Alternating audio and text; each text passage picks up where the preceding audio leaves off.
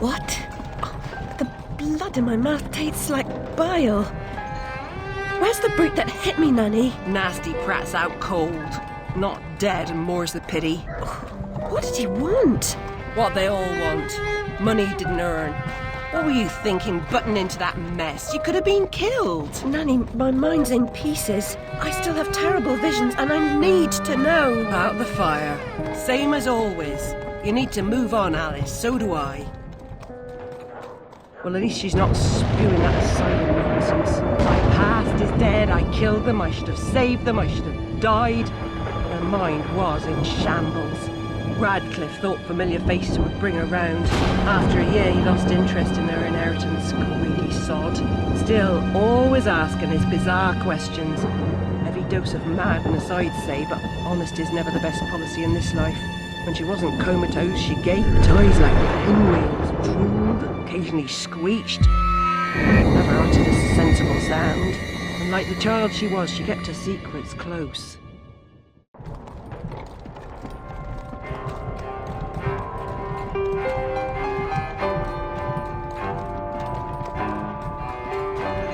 Gone off some lurkers, common as cockroaches. And those poor tykes are food for perverts, like the blameless ants that wasps consume or spiders' feeble prey.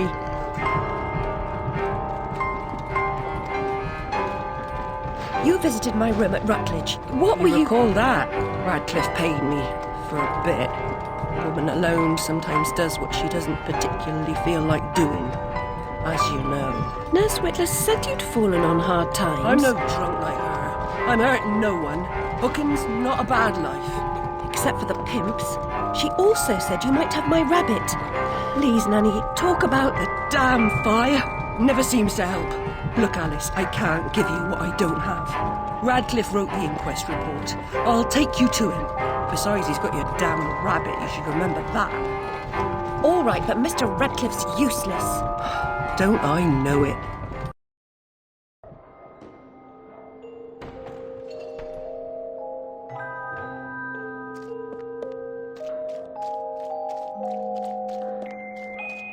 Ear to the ground, Bill. Yeah, I've been scouting around. For that, I'll be glad to shake your hand, sir. Considering the...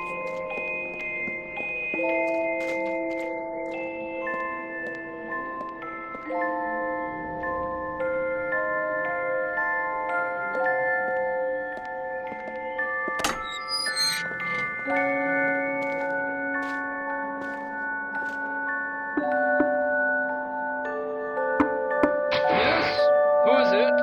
Alice Liddell, Mr. Radcliffe. Ah, you're back. I suppose you better come up. Mind the latch.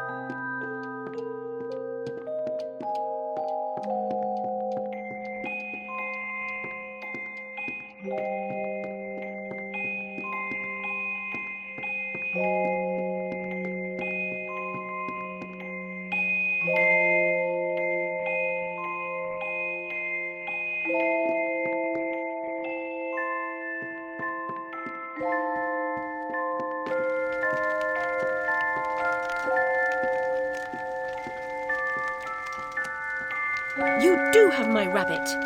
Forgotten your manners? And what else, I wonder? You abandoned it at Rutledge Asylum, my dear. We've been over this before. In a huff as usual, oozing with attitude and accusatory flummery, I've stolen her rabbit. Ridiculous pretext. She's here about the fire again. All the mad child wants to talk about. My report found her family dead by misadventure. She won't accept it. It goes on about her killing memories and her need to know the truth. The alleged truth is The fire began in the library when the cat knocked over a lamp. The blaze trapped her parents and sister upstairs. Sister Lizzie never even unlocked her door. Died in her bed. The guilty cat always sets her off. She denies it, makes no sense, it can't be, etc. Agreed. From the outset, Alice was my candidate for the pyromaniac. The girl had a fixation with fire. And I once remarked that I thought she might have had a larger role in causing the tragedy. She suffered some sort of psychotic episode. Did I rip his head off? I wanted to. What's left of my brain will explode. Is it mad to pray for better hallucinations? Perhaps I'm fated to expire right here.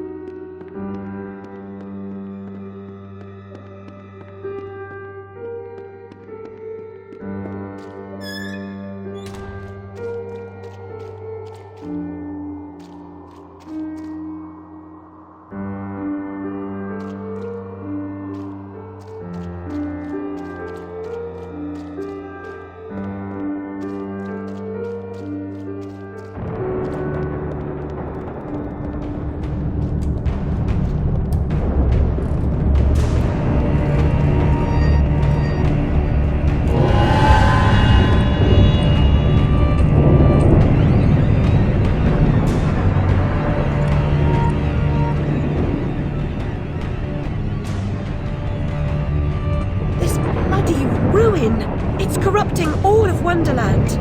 Seeking refuge from the wicked world, perhaps things only look like they've gone to hell. You're not that good a liar, and I'm not that stupid. But something a bit less calamitous would have been welcome.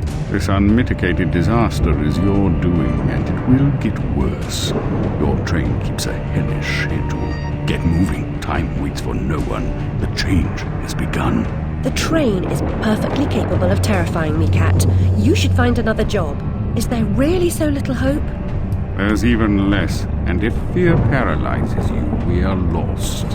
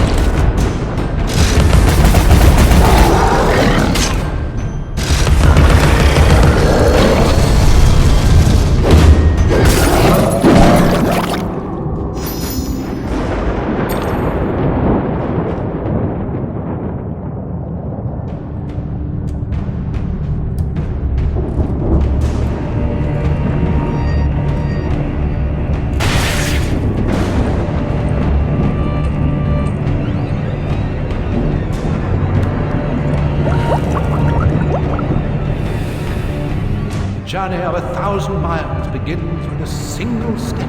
A single step off London Bridge could end my journey. Failure as your epitaph. I'd hoped you were more courageous.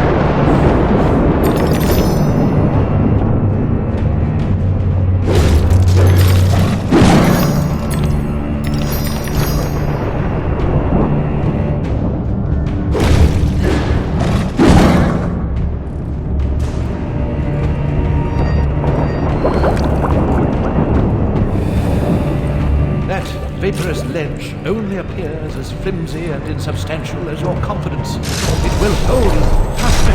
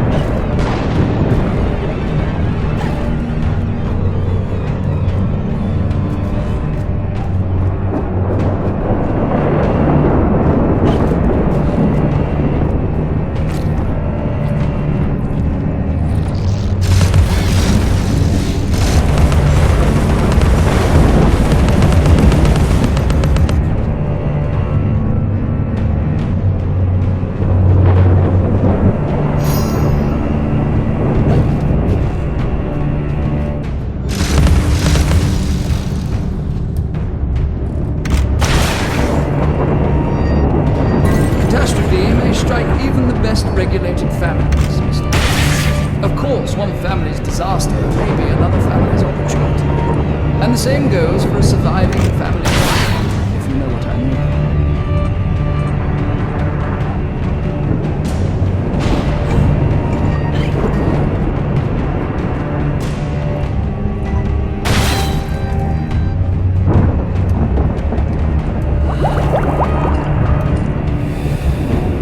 I'm devastated. Look what's become of my beautiful valley. All things change in the fullness of time, often not for better.